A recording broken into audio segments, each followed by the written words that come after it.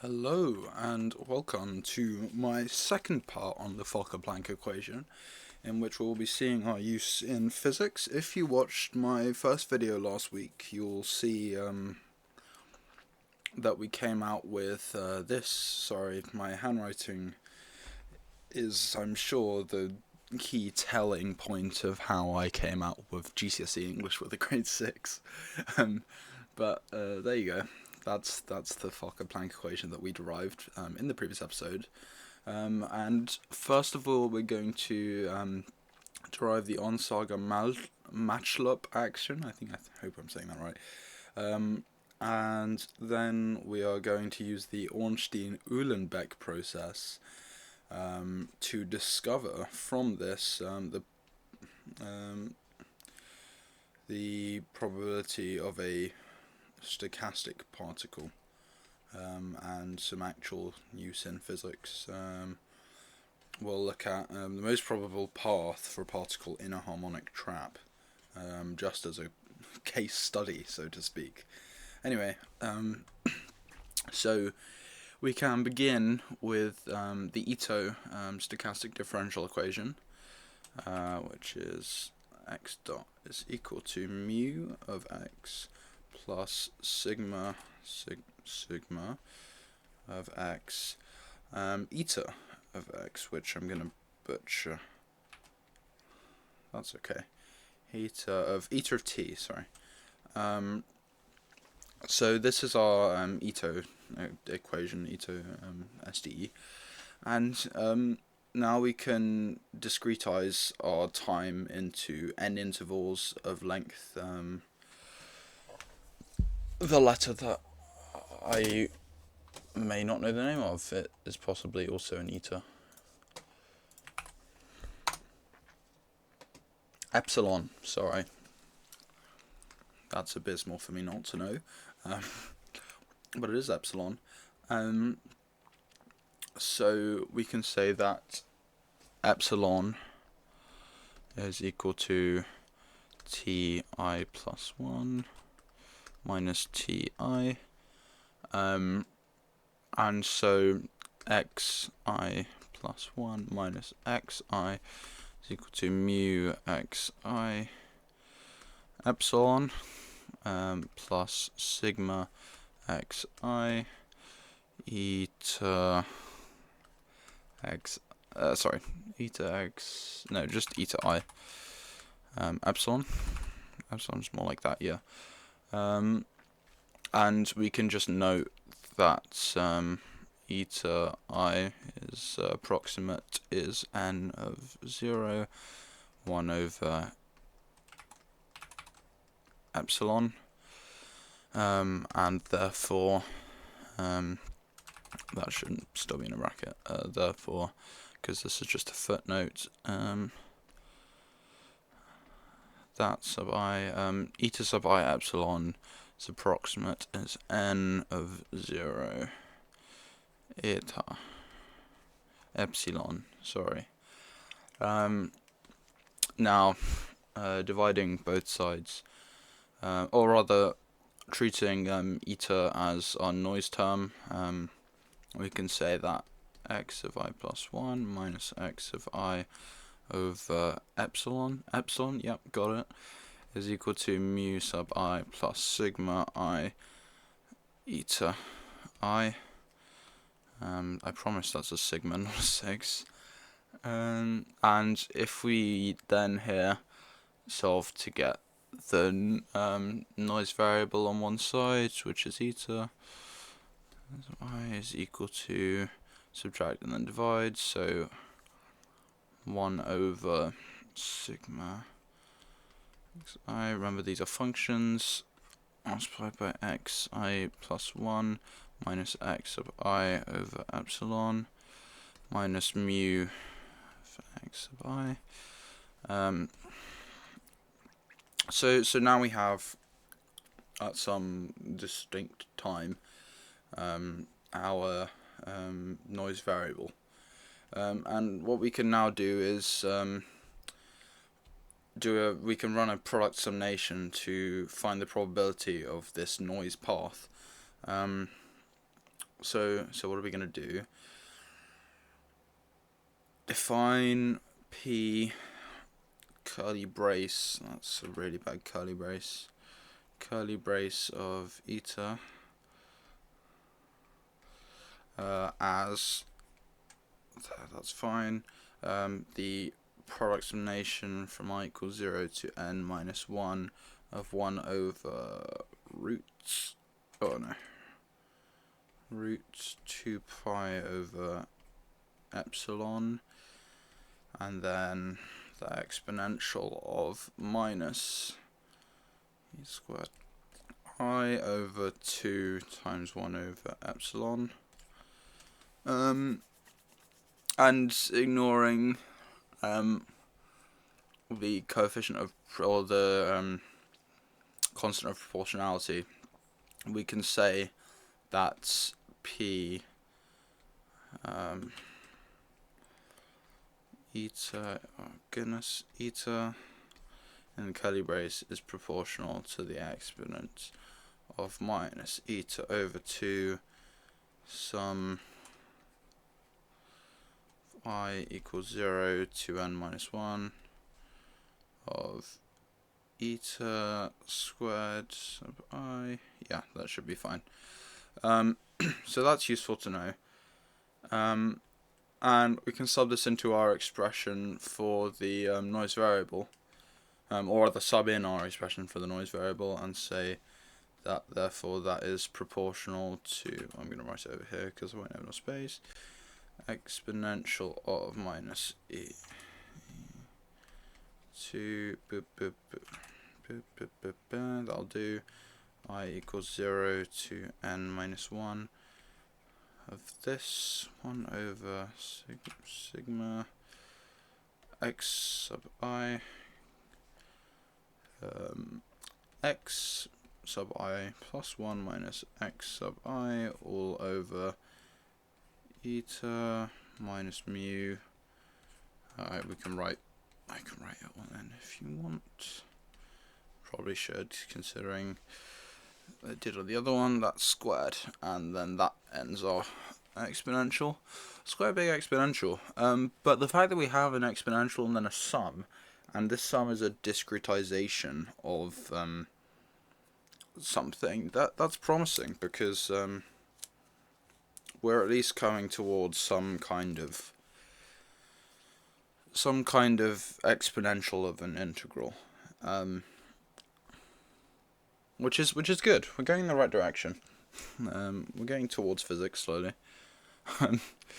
So now we do a transformation to change eta into position x, or rather bracket into curly brace. Trust that that's a curly bracket, I promise. And we do this with the Jacobian matrix, so P of x, probability of x, probability? Yeah, sure. X. P of, oh god, they get worse and worse. Eta times the determinant of that Jacobian matrix. Yeah, the absolute value of the determinant, because we're not interested in. It could have a negative, but we're not interested. And what we can say here is that j base sub ij is equal to the partial derivative of eta with respect to x sub j, rather the partial derivative of eta sub I.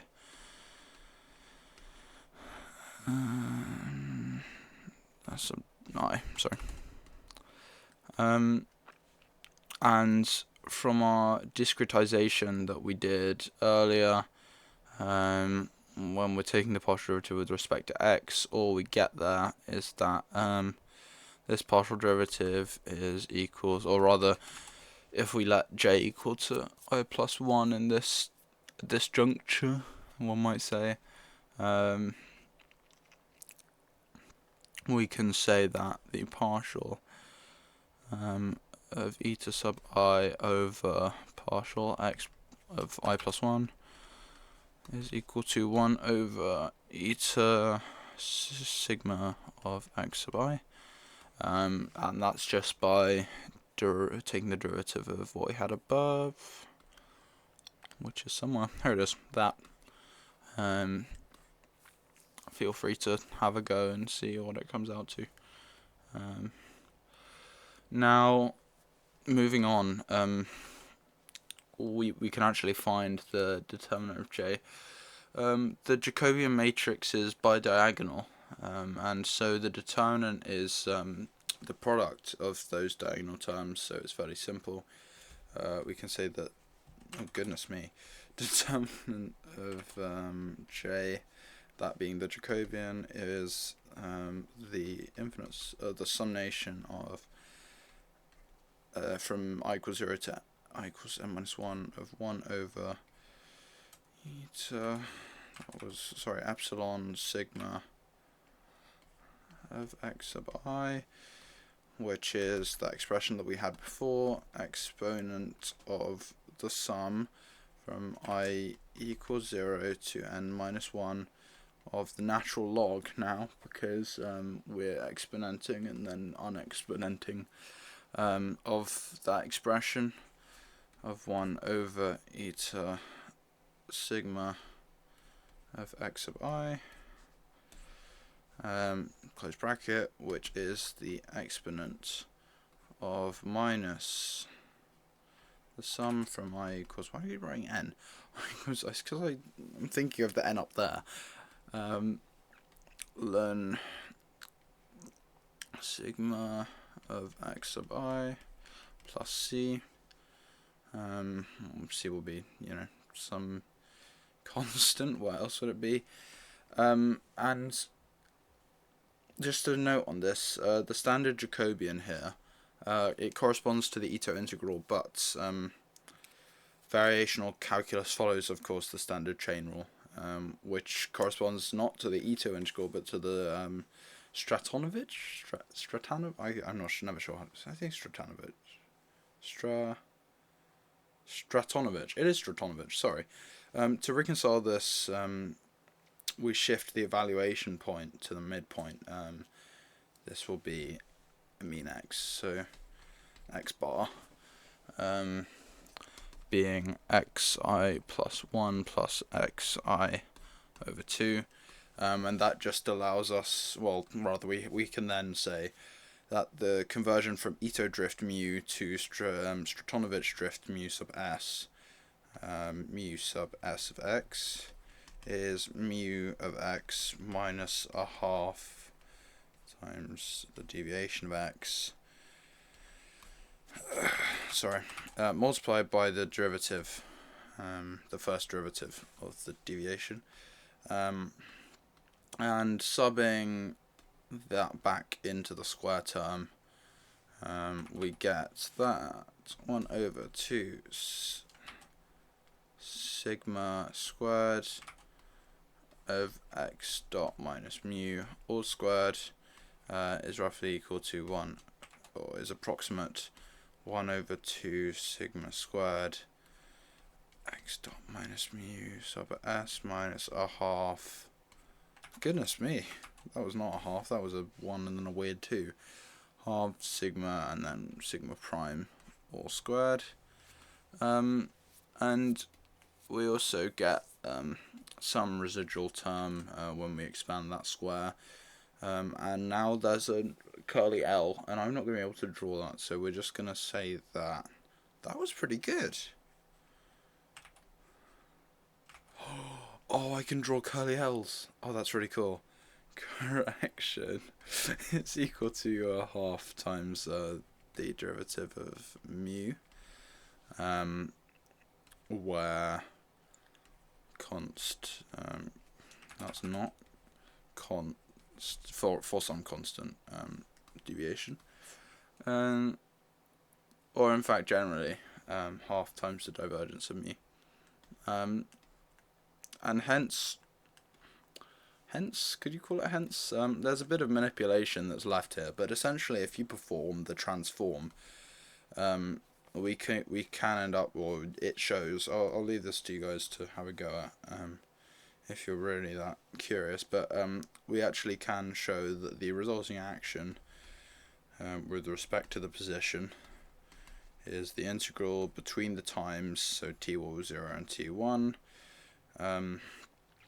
with respect to time, of 1 over 2 sigma squared. Well, this is really just what we had above, and I'm just going to do, because now we're in terms of position, it should actually just be dx dt, which would be our velocity, minus that mu of x term, all squared.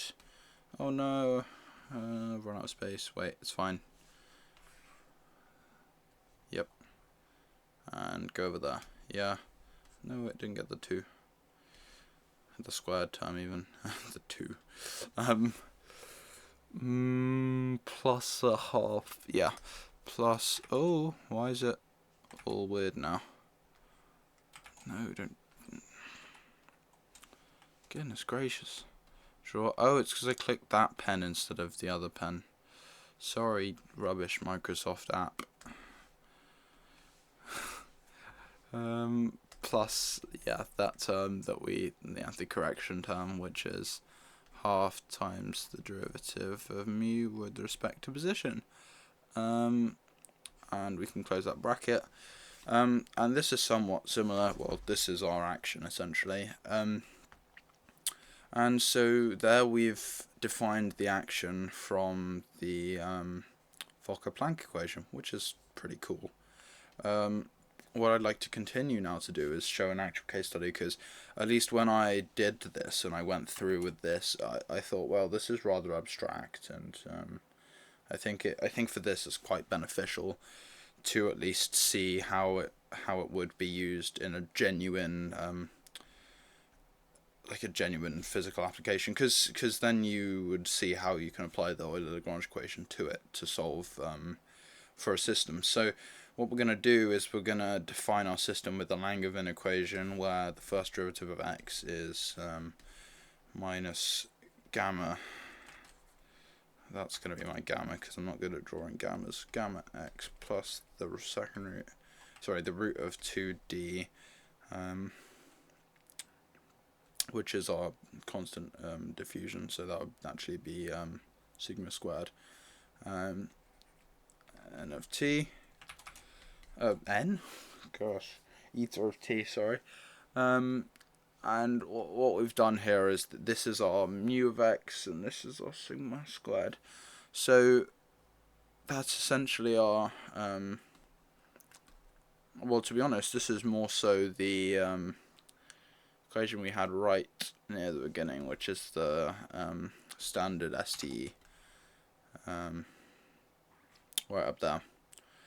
So to actually come up with some use for this, goodness me, it's not happy, is it? To come up with some actual use for this, what we're going to do is construct a Lagrangian by substituting it into this equation above, and what we yield there, because we know what these terms are, we know that this is mu of x and we know that this is sigma squared. What we yield is that our Lagrangian, that was really bad, no, that's okay. Lagrangian is 1 over 2 times 2d, because it's, yeah, like squared, times x dot minus gamma x all squared, plus that half times the partial derivative of minus gamma x, which is our mu, which is just 1 over 4d x dot plus gamma x all squared minus gamma over 2. And gamma over 2 just vanishes when we vary, or rather if we say that delta S is equal to 0 and vary that, then therefore gamma over 2 tends to 0, or rather vanishes. And so we get the new Lagrangian, which is x dot plus gamma x all squared, which is x dot plus 2 gamma x dot plus, note that x dot is just our, what is it, the Newtonian, I think it's the Newtonian like notation of the derivative. Is it?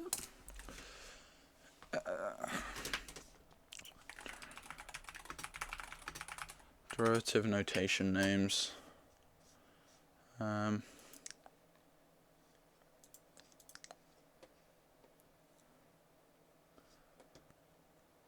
no, Newton is the function prime.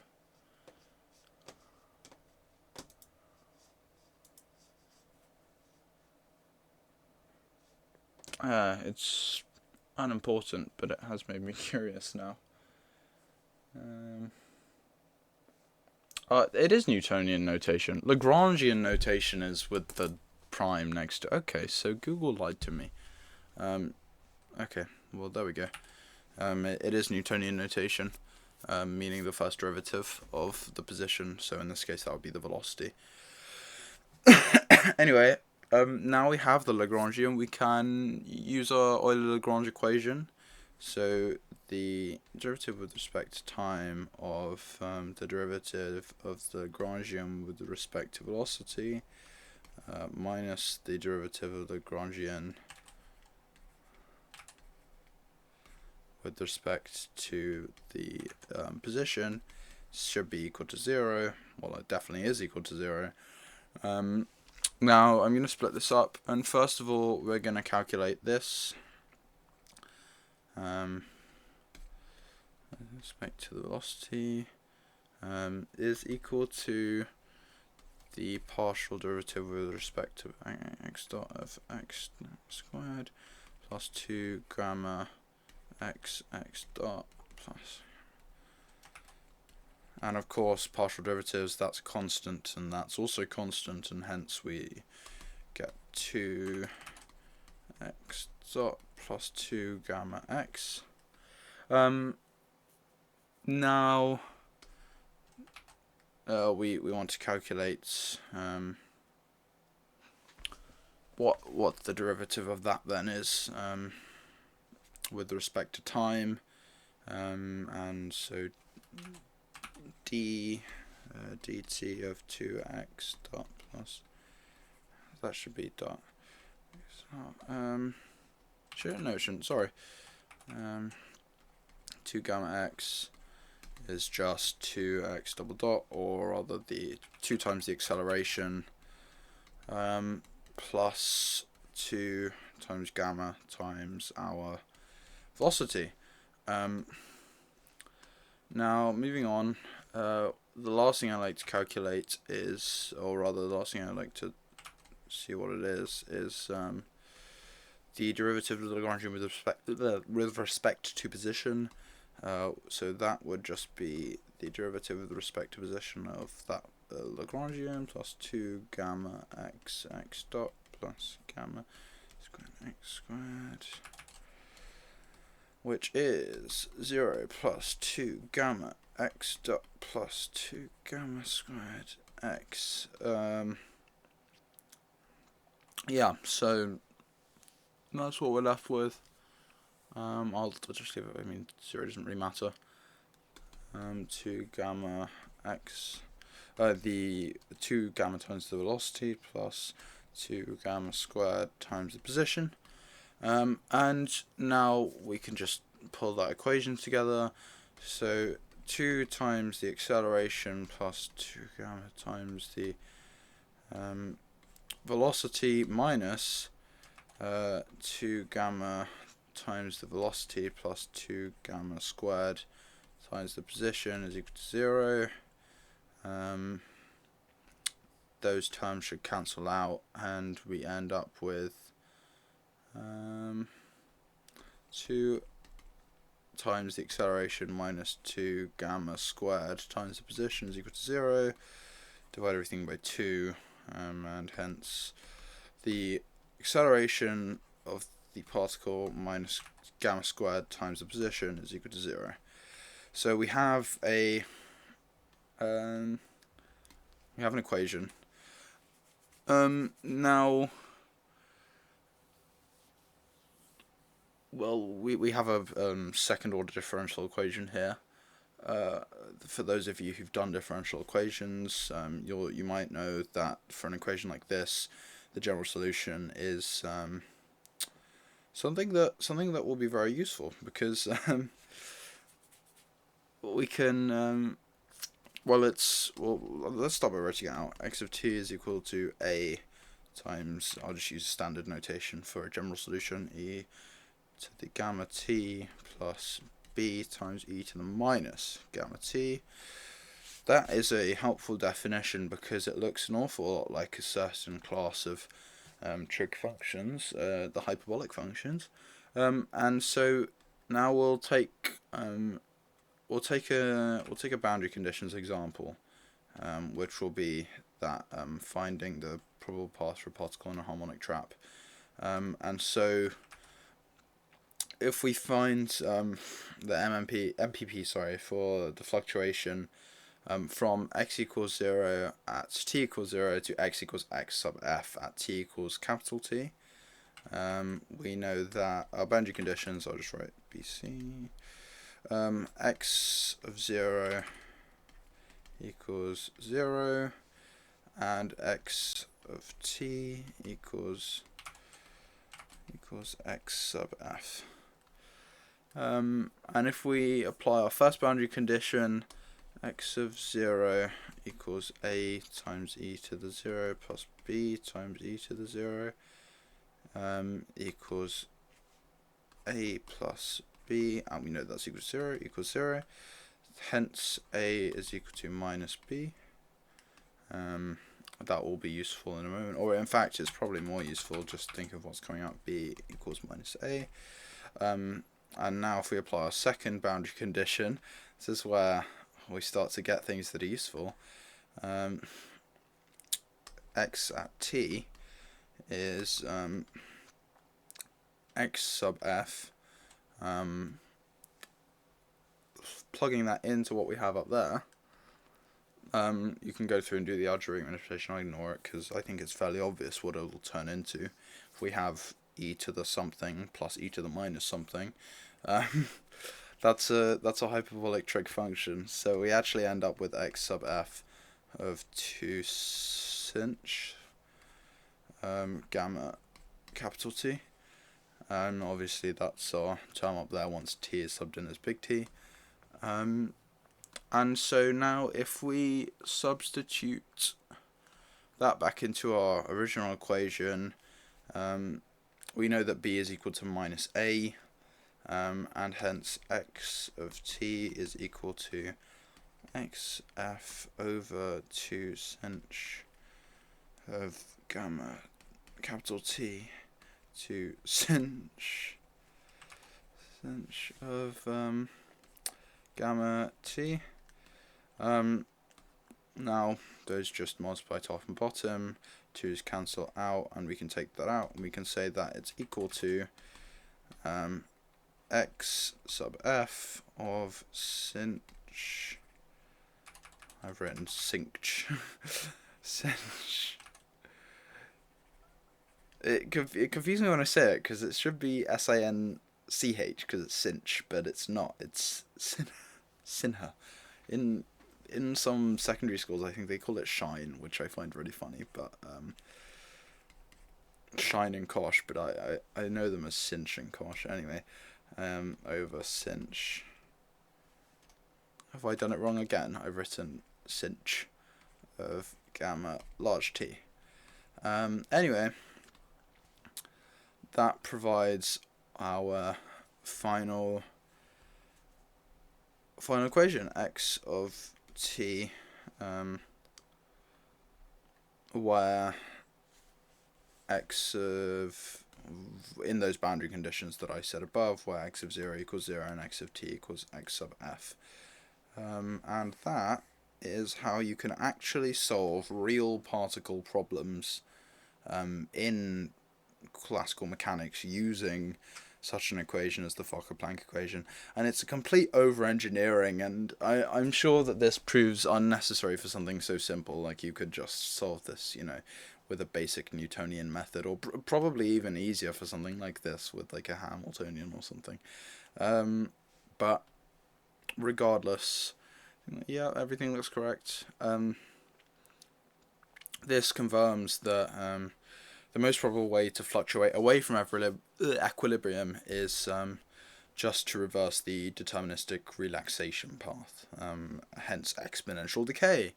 And that's how we end up with those cinches. Anyway, I hope this video proved an interesting use of the Fokker-Plank equation outside of finance, and also just a general look into some weird ways of doing mechanics. Anyway, see you next week for something else. Bye bye.